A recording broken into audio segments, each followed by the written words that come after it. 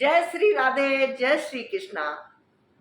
सभी भगवत भक्तों के हृदय में विराजमान हमारे गोविंद को, हमारे ठाकुर जी को, हमारे नारायण के श्री चरणों में कोटि कोटि नमन, कोटि कोटि प्रणाम। तो मेरे प्रिय भक्तों, आज का प्रसंग बहुत सुंदर है।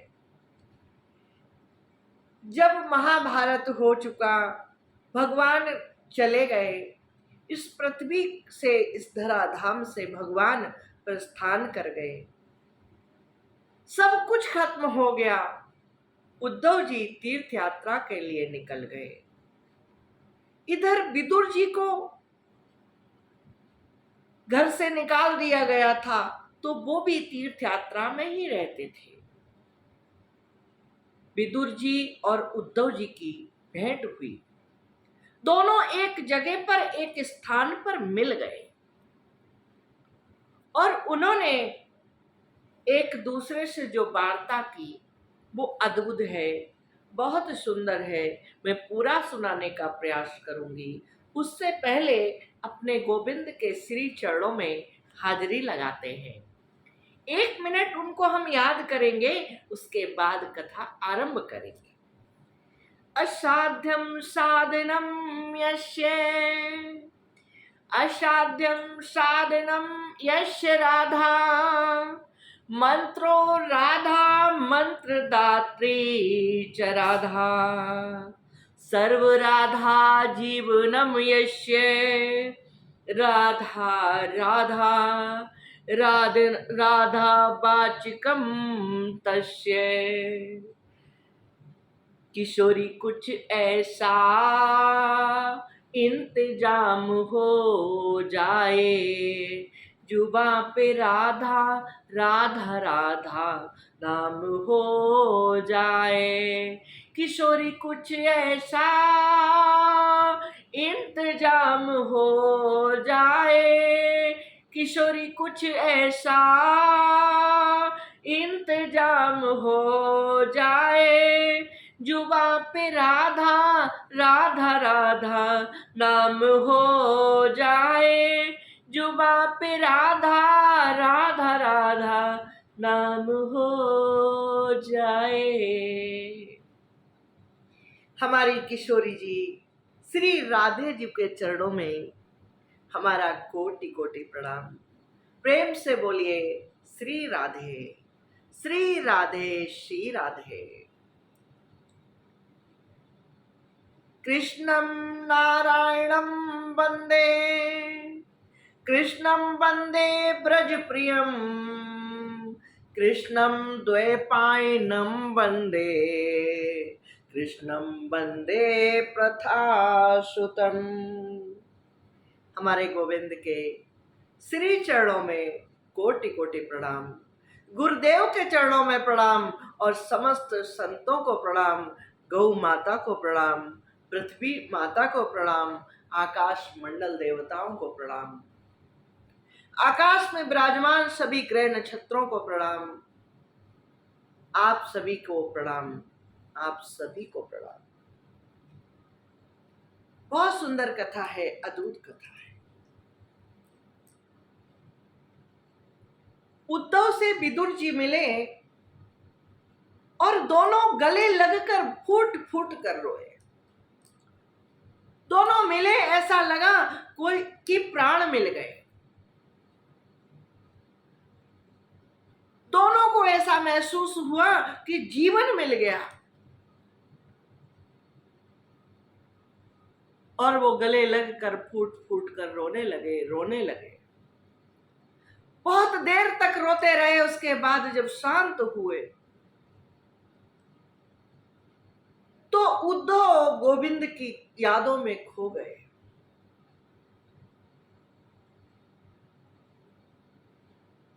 उद्धव के तो प्राण में, सांसों में, हर पल हर लम्हा गोविंद इस तरह बसते थे कि उनका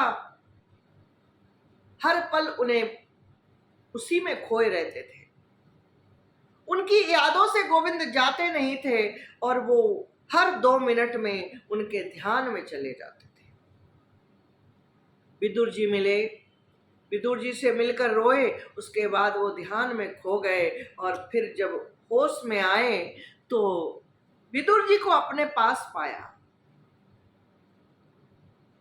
विदुर जी उदास मन से उनके पास बैठे, उन्हें मिले। विदुर जी ने पूछा, उद्धव, हम तुम्हें याद है हम कब मिले थे पहले? उद्धव बोले, बहुत समय बीत गया, हमें इतने बड़े बड़े हादसे हो गए, इतनी घटनाएं हो गई कि हमें कुछ याद नहीं है। हम कब मिले थे हमें ठीक से कुछ याद नहीं है। विदुर जी बोले, कोई बात नहीं। अच्छा, अब ये बताओ कि तुम कैसे हो?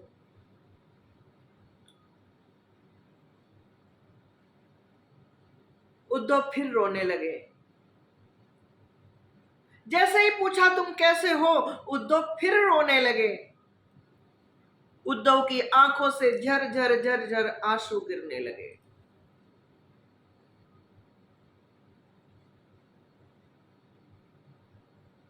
विदुर जी बोले, क्या कारण है? उद्धव, तुम रो रहे हो, इसके पीछे कोई ना कोई कारण है। क्या कारण है हमें बताओ, हम जानना चाहते हैं। हमें कुछ पता नहीं है, बरसों हो गए हमें घर छोड़े।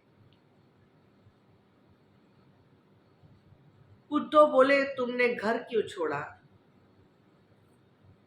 पहले तुम ये बताओ तुमने घर क्यों छोड़ा, फिर मैं बताऊंगा कि मैं क्यों रो रहा हूं।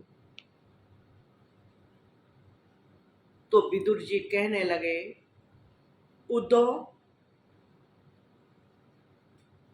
मैं हमेशा गोविंद के श्री चरणों को याद करते हुए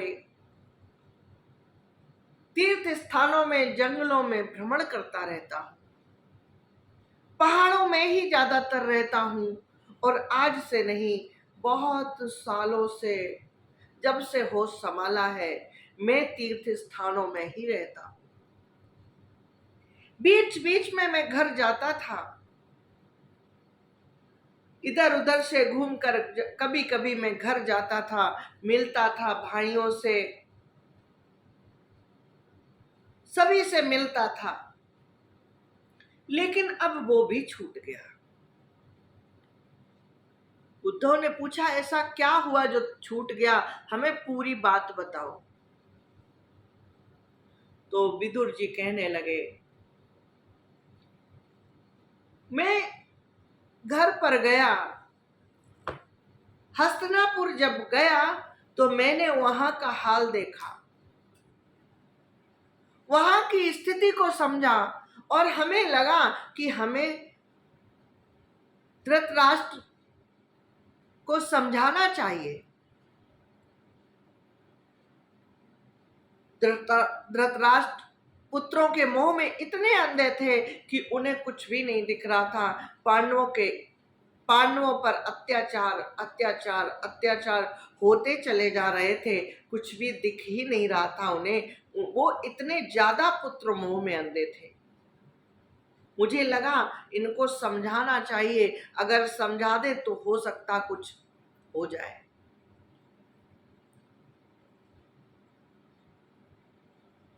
मैं गया उससे पहले मुझे पता चला कि गोविंद गए थे, कृष्ण वहां पर गए थे और उन्होंने दुर्योधन से पांडवों के लिए 5 गांव मांगे थे। मुझे कुंती से, पांडवों से, सबसे पता चला कि गोविंद उनकी तरफ से गए थे, उन्होंने 5 गांव मांगे थे। और 5 गांव जब मांगे तो दुर्योधन ने साफ मना कर दिया। बोला, 5 गांव तो दूर, मैं तुम्हें सुई की नोक के बराबर जगह नहीं दूंगा।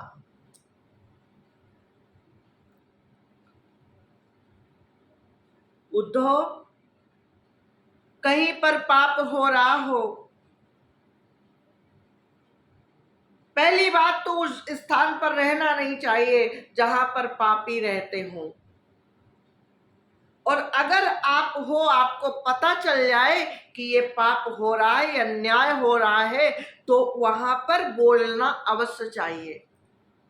जो नहीं बोलता है, जो देखता रहता है, उसको भी पाप लग जाता है, वो भी अपराधी कहा जाता है। कहा ही नहीं जाता, शास्त्रों में वर्णित है कि वो अपराधी होता है। मैंने सोचा धृतराष्ट्र बड़े भाई हैं, उनको समझाने का प्रयास करना चाहिए। गांधारी ने तो धृतराष्ट्र को देखकर पट्टी बांध ली, वो जैसा चलते हैं वैसा ही वो भी करती हैं, उन्हें तो कुछ दिखता ही नहीं। लेकिन बड़े भाई को तो समझाना बनता था, इसलिए मैंने उन्हें समझाने का प्रयास किया। उद्धव बोले, क्या समझाया? विदुर जी बोले, उद्धव, मैं धृतराष्ट्र के पास गया, बड़े भाई से मिला और उनके पास बड़े प्रेम से बैठ गया। उन्होंने कहा बैठो। विदुर, मैं बैठ गया और इधर उधर की बातें करता रहा। उसके बाद मुझे लगा अब मुझे समझाना चाहिए। मैंने कहा, अजात शत्रु प्रत्यक्षदायम तितिक्षतो दुर्विषहं त्वाग सहानुजो यत्र ब्रकोदशहि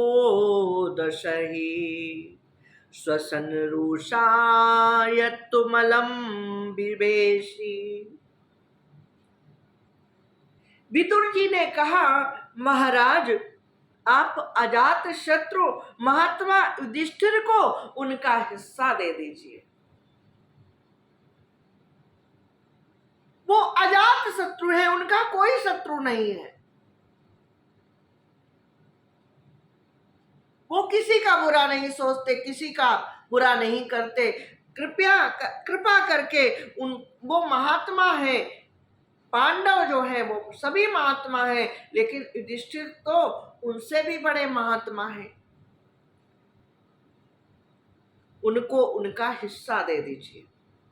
वे आपके न सहने योग्य अपराध को भी सह रहे हैं, जिस अपराध को उन्हें नहीं सहना चाहिए। उन्हें बोलना चाहिए, उन्हें कुछ करना चाहिए, लेकिन वो उस अपराध को भी सह रहे हैं। वह देखिए, वे अपने छोटे भाइयों सहित बदला लेने के लिए बड़े क्रोध से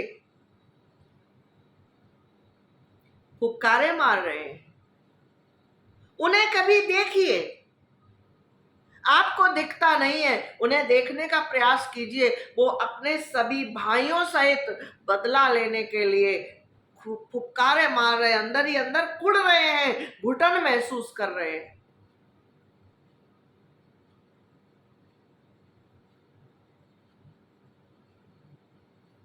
धृतराष्ट्र कुछ बोलते उससे पहले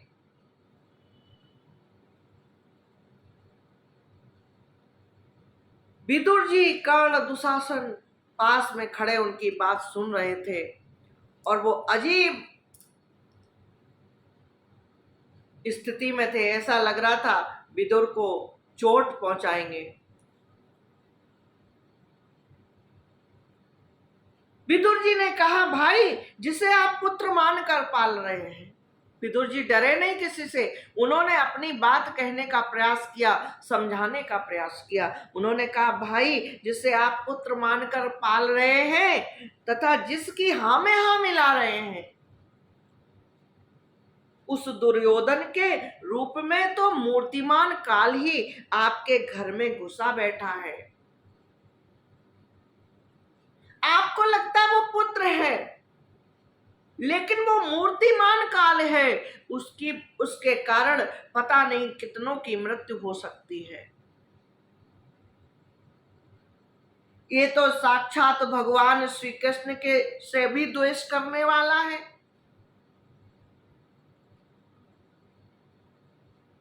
धृतराष्ट्र उनसे पूछते कि मूर्तिमान काल कैसे है। उससे पहले विदुर जी ने उन्हें समझाने का प्रयास किया। बोले, ये आपको पता है, ये साक्षात नारायण से, कृष्ण से भी द्वेष करता है। इसी के कारण भगवान श्री कृष्ण के से विमुख होकर श्रीहीन हो गया।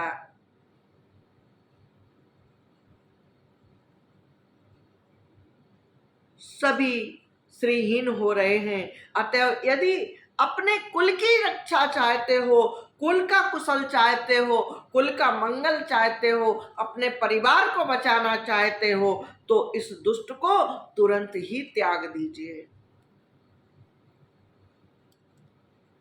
विदुर जी ने बहुत समझाने का प्रयास किया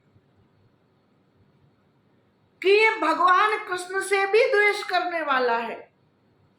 ये भाइयों का हिस्सा तो ले ही रहा है, हड़प रहा है, लेकिन ये भगवान श्री कृष्ण से द्वेष करने वाला है। श्री कृष्ण से विमुख होकर ये श्रीहीन हो रहा है और पूरे कुल को श्रीहीन कर रहा है। अतएव यदि अपने परिवार की, अपने कुल की, अपने वंश की कुशल चाहते हो तो इस दुष्ट को तुरंत ही त्याग दो।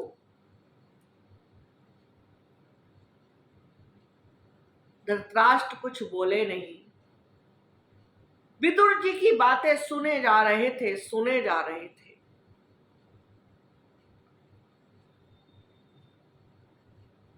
कायन मत्रो जुहाव जिहवमं दास्याश्रुतं यद्विलीने उपुष्टा तस्मिन् प्रतीप परकृत्य आस्ते निर्वास्यतामाशु पुराच्छौसाना। विदुर जी की बात सुनकर कर्ण, दुशासन, शकुनी सहित दुर्योधन के ओठ कांपने लगे। इतनी बातें सुनते सुनते थक गए, उनके ओठ कांपने लगे और फड़कने लगे ओठ, और उनका तिरस्कार करते हुए दुर्योधन ने कहा, अरे इस कुटिल दासी पुत्र को यहां किसने बुलाया?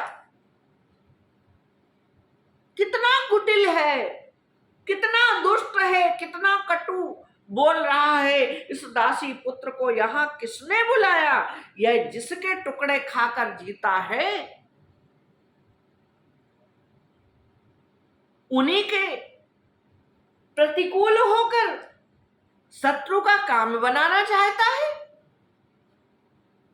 ये हम ही लोगों के टुकड़े खाकर जिंदा रहता है, ये अपना जीवन निर्वाह करता है, और हमारे जो शत्रु हैं कृष्ण, पांडव, इनका काम बनाना चाहता है। कहता है उनका हिस्सा दे दो, इसके प्राण तो मत लो। शकुनी बोले, इसके प्राण तो मत लो, लेकिन हमारे नगर से इसे तुरंत बाहर निकाल दो। दुर्योधन बोला, हाँ पिताजी, इसको तुरंत नगर से बाहर निकाल दो, यही इसकी सबसे बड़ी सजा है। धृतराष्ट्र कुछ नहीं बोले।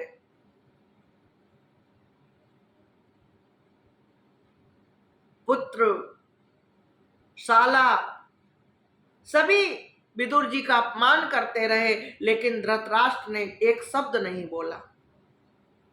ये सब देखकर विदुर जी बहुत दुखी हुए, बहुत दुखी हुए। उनकी आंखों में अश्रु छलछलाए, लेकिन नारायण की असीम कृपा समझकर जो कुछ भी हो रहा था उसे उन्होंने नारायण की कृपा समझा, और वो असीम कृपा समझकर उन्होंने क्या किया, धनुष बाण द्वार पर रख दिए।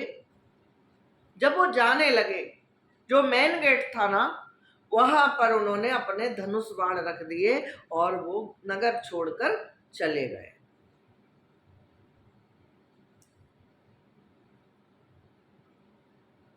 विदुर जी ने अपनी बात बताई।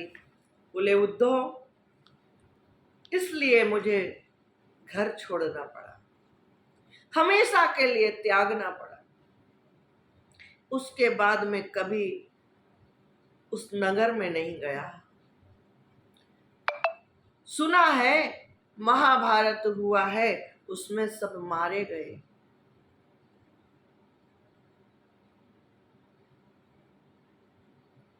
उद्धव बोले हाँ, सुना सुना क्या, मैंने देखा है महाभारत में सब मारे गए। विदुर जी बोले उद्धव अब तुम बताओ क्या हाल चाल है, हमारे गोविंद तो ठीक है ना, हमारे मुरलीधर माधव मुरारी तो ठीक है ना।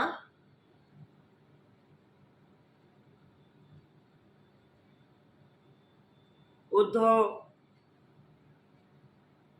की आंखों में आंसू भर आए।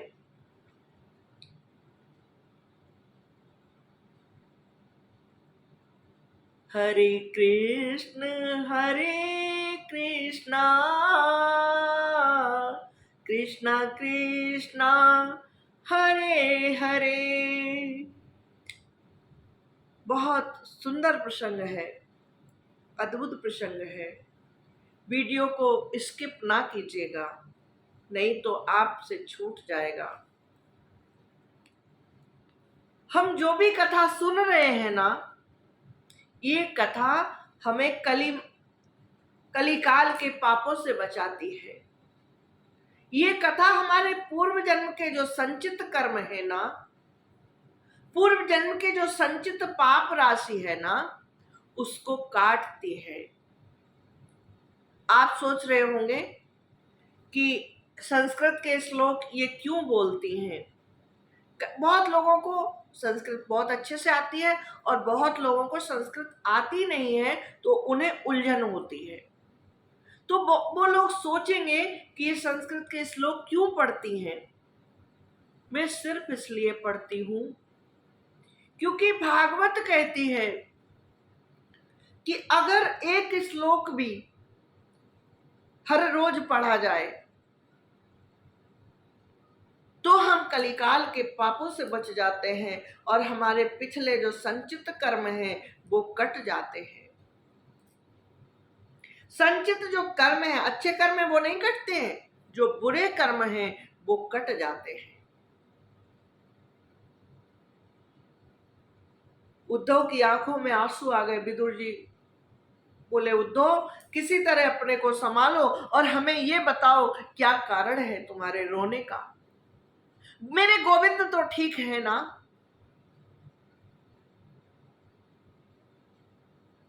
उद्धव ने इशारा किया, अपना सर हिलाया जैसे कि मैं हिला रही हूं। बोले नहीं, अब गोविंद इस धराधाम पर नहीं है। हमारे गोविंद, हमारे प्राण वल्लभ, प्राण प्यारे हमें छोड़कर चले गए। विदुर जी के शरीर से ऐसे लगा जैसे किसी ने प्राण निकाल लिए, जमीन खींच ली हो उनके नीचे से, ऐसा उन्हें महसूस हुआ। बोले कैसे, कब, क्या हुआ था, हमें पूरी बात बताओ। उद्धव तुम हमें पूरा वृतांत सुनाओ। उद्धव ने सब कुछ सुनाया। भगवान के जाने से पहले जो कुछ भी हुआ था उन्होंने पूरा सुनाया। किस तरह से ब्राह्मणों का शाप लगा, किस तरह से क्या क्या हुआ, उन्होंने सब कुछ बताया।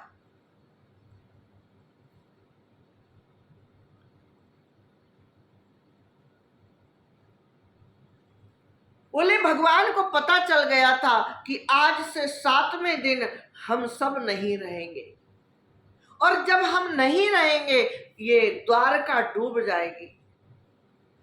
इसलिए उन्होंने प्रवास क्षेत्र जाने का प्लान बनाया।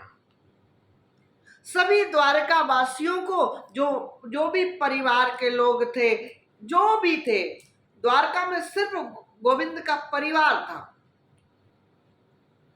49 कोस की जो द्वारिका थी उसमें सिर्फ गोविंद का परिवार था। 16,108 रानियों के अलग अलग अलग अलग महल थे। उनमें सभी के 10-10 पुत्र थे और उन 10-10 पुत्रों के भी नाती पोते हो चुके थे।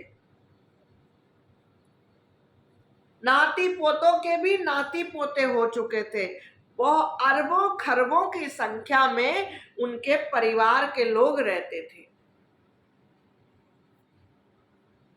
16,108 महल अलग अलग थे और जो और भी परिवार के लोग थे उनके भी अलग महल थे। सुधर्मा सभा थी, सभी जहां भगवान विराजमान होते थे, दिन भर पूरे दिन काम करते थे, द्वारका में की व्यवस्थाएं संभालते थे। जब गोविंद को पता चल गया कि हम आज के 7वें दिन पूरा परिवार नष्ट हो जाएगा, तो उन्होंने सबको बुलाया और सबसे कहा हम सब प्रवास क्षेत्र चलेंगे, वहां पर स्नान करेंगे। गोविंद के इशारे पर वासुदेव, उग्रसेन और उनके पुत्र नाती पोते जो भी थे सभी तैयार हो गए। सभी तैयार प्रवास क्षेत्र जाने के लिए हो गए। कुछ रानियां रह गईं, कुछ रानियां वहां से नहीं गईं, सभी प्रवास क्षेत्र चले गए। प्रवास क्षेत्र में जाकर उन्होंने ब्राह्मणों की आज्ञा पाकर उन्होंने स्नान किया और फिर भोजन किया। भोजन के बाद उन्होंने बारूड़ी नाम की मदिरा को पिया। जब वो बारूड़ी नाम की मदिरा उन्होंने पी ली तो उससे उनका ज्ञान नष्ट हो गया, नशे में आ गए और उनका ज्ञान नष्ट हो गया। आपस में किसी बात पर बहस छिड़ी, तर्क वितर्क होने लगे, एक दूसरे को दुर्वचनों से घायल करने लगे, एक दूसरे को दुर्वचनों से घायल करने लगे और इतना घायल किया कि उसके बाद वो अस्त्र शस्त्रों से लड़ने लगे। अस्त्र शस्त्रों से लड़ने के बाद उन्होंने क्या किया, जब वो अस्त्र शस्त्र उनके टूट गए तो उन्होंने वहां पर एरक नाम की घास खड़ी हो गई थी। इसके विषय में भी, ये एरक घास कैसे पैदा हुई थी मैं आगे बताऊंगी। कथा के अंत में इसका पूरा विवरण है। अगर मैं अभी कर देती हूँ ये पूरी कथा तो लास्ट में अधूरापन लगेगा, इसलिए अभी नहीं कर रही हूँ।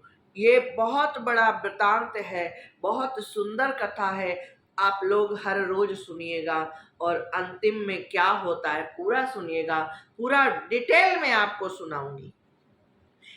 हाँ, तो मैं बता रही हूँ, एरक नाम की वहां घास खड़ी हो गई थी। उस एरक नाम की जो घास थी उन्होंने उसको तोड़ा और वो जो घास क्या थी, वो तलवार का काम कर रही थी और उसी से वो तलवारों से एक दूसरे को मारने लगे और उनका सभी का वहां पर प्राणांत हो गया।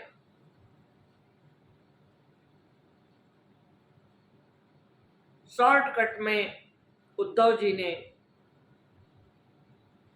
सब कुछ बता दिया। उद्धव जी ने तो डिटेल में बताया होगा, मैं शॉर्टकट में बता रही हूं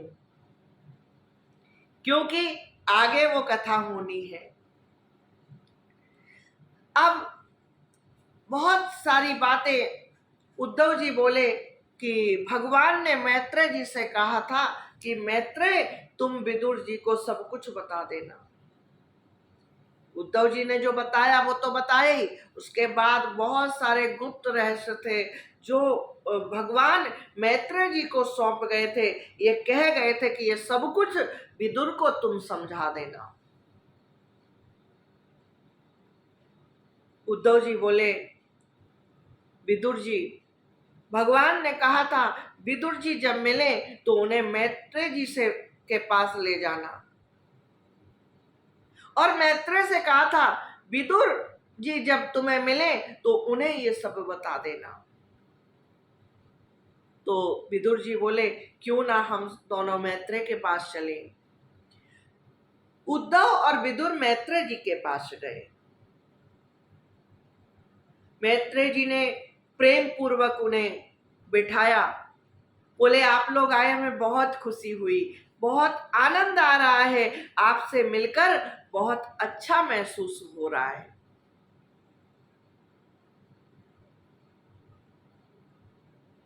जलपान कराया, बैठे, आराम किया और फिर सत्संग हुआ। मैत्रेय जी से बहुत सारे प्रश्न किए विदुर जी ने। मैत्रेय जी ने उन सभी प्रश्नों का जवाब दिया। भगवान के विषय में पूछा, मैत्रेय जी ने सब कुछ बताया। विदुर जी ने पूछा सुखाय कर्माणि करोति लोको न ते सुखम वानिदुपारं वा विन्देति भूयस्तत् एव दुःखम् यायत्र युक्तम भगवान वदेन्नः। विदुर जी ने पूछा भगवान भगवान संसार में लोग सुख के लिए कर्म करते हैं। संसार में हर इंसान, हर जीव सुख के लिए कर्म करता है, और उससे उन्हें ना तो सुख मिलता है और ना उनका दुख ही दूर होता है। इंसान जो कर्म करता है, सोचता है हमारा ये हो जाएगा, वो हो जाएगा, ये दुख दूर हो जाएगा, ऐसा हो जाएगा, वैसा हो जाएगा, सुख के लिए कर्म करता है, लेकिन उससे सुख तो नहीं मिलता और उसका दुख भी दूर नहीं होता, बल्कि उससे भी उनके दुख की वृद्धि हो जाती है। फिर और दुखी हो जाता है, सोचता वो इतना सब मैंने प्रयास किया फिर भी दुख दूर नहीं हुआ, फिर भी ये नहीं हुआ, वो नहीं हुआ, उससे वो उसके दुख की और वृद्धि हो जाती है। अतः इस विषय में क्या करना उचित है, मुझे कृपा करके बतलाइए। विदुर जी ने प्रश्न किया, मुझे कृपा करके ये बतलाओ कि हमें क्या करना चाहिए।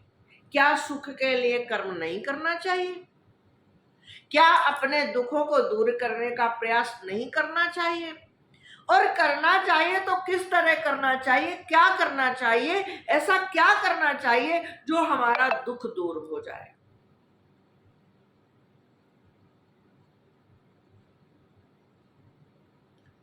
इस प्रश्न का बहुत सुंदर मैत्रेय जी ने आंसर दिया है। ये जो प्रश्न किया है, इसका जो आंसर दिया है वो मैं कल की कथा में आपको सुनाऊंगी। कल भी आप कथा सुनिएगा, ध्यान से सुनिएगा, और चैनल पर नए आए हैं तो चैनल को सब्सक्राइब कर लीजिएगा, जिससे कि आपके मोबाइल में कथा का नोटिफिकेशन पहुंच जाए, आप कथा दोबारा से सुन सके। जब कथा अपलोड हो तो आपको पता चल जाए कि कथा अपलोड हो चुकी है और आप सुन सके। वीडियो कथा कैसी लगी लाइक कीजिएगा, कमेंट कीजिएगा और ज्यादा से ज्यादा शेयर कर दीजिएगा। हमें विश्वास है कि अगर आप भगवान के भक्त हैं तो आपको कथा बहुत अच्छी लगी होगी, और अगर कोई कथा में कमी रही हो तो कमेंट करके अवश्य बताइएगा। डिसलाइक भी आप कर सकते हो और कमेंट करके बताइएगा अवश्य क्या कमी रही, और कमी ना रही हो तो भी कमेंट करिएगा। आपके कमेंट करने से हमें मोटिवेशन मिलता है, प्रोत्साहन मिलता है, बहुत बड़ी उम्मीदें जागती हैं।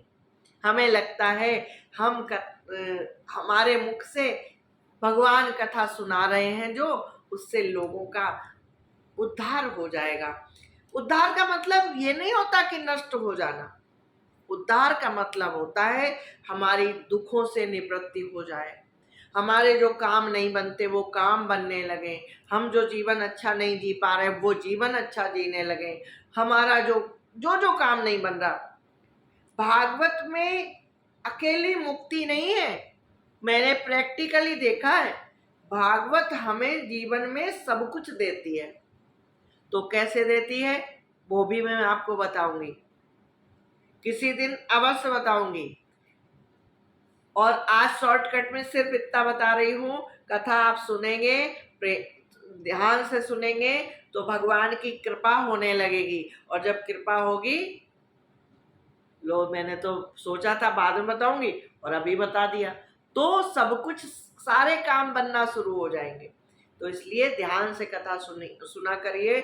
और जब भी आप स्किप कर देते हैं बीच में, तो उसको बाद में सुन लिया करिए। जरूरी नहीं है, अगर आपके पास समय नहीं है, आपने जल्दबाजी में वीडियो ऑन कर ली है, तो वहीं पे आप विराम दे दीजिए और उसको जब समय मिले, घंटे भर बाद, 2 घंटे बाद, 10 घंटे बाद, तब आप उस कथा को सुन लिया करिए।